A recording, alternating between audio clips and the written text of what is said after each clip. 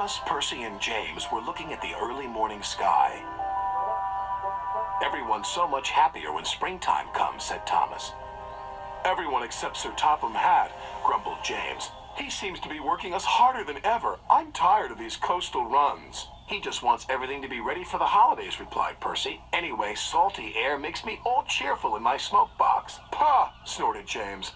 "It's the countryside that really gets me fired up. It's the only place to be." And he puffed away to collect his freight cars from the docks. Thomas and Percy had to take some empty freight cars to the scrap yards. In a siding, they saw an old coach. She looked very sad. "What are you doing here?" "They called me Old Slow Coach and told me I wasn't useful anymore.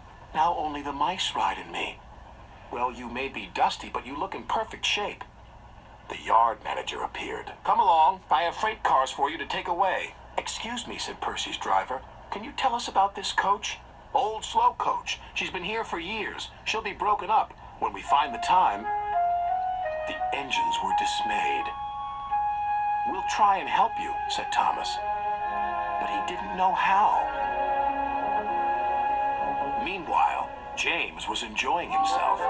"This is the life," he chortled. But he was heading for trouble. One of the fuel cars was leaking. Then, suddenly, it caught fire. "Oh, help!" cried James. They reached a siding, and his driver gave the alarm. "It's fuel, and it's dangerous." As Thomas and Percy approached the junction, they saw the smoke and a guard waving a red flag. "Sparks from James's funnel have set the cars ablaze," he called. "The fire is under control, but it's quite a mess." "You said the countryside got you all fired up, James," said Percy, "but I didn't think you meant it in this way." "Ha!" snorted James. "It was the stupid car's fault, not mine." "It's safe to proceed now," called a fireman. Thomas and Percy now felt sorry for James. It wasn't long before they reached the station.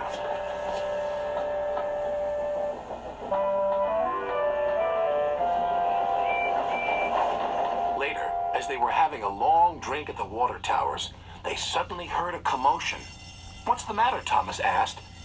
"It's another fire at the workman's hut," replied Thomas's driver. "We better see what we can do."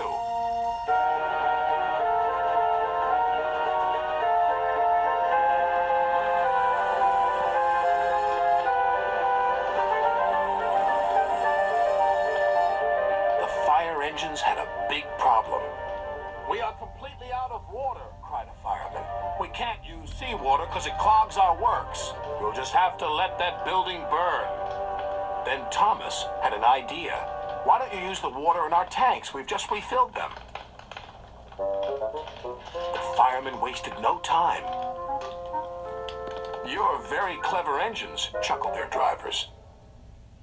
Soon the fire was out, but the hut where the workmen lived was destroyed. "The men can't sleep on the beach," said the foreman.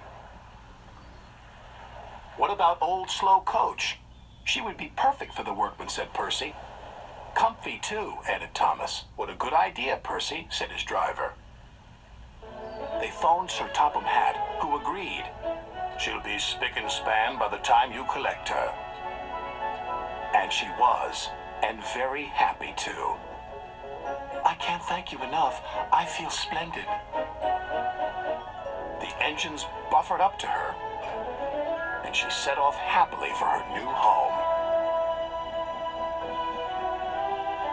Everyone agreed there was nothing old or slow about Coach, and she will always be really useful indeed.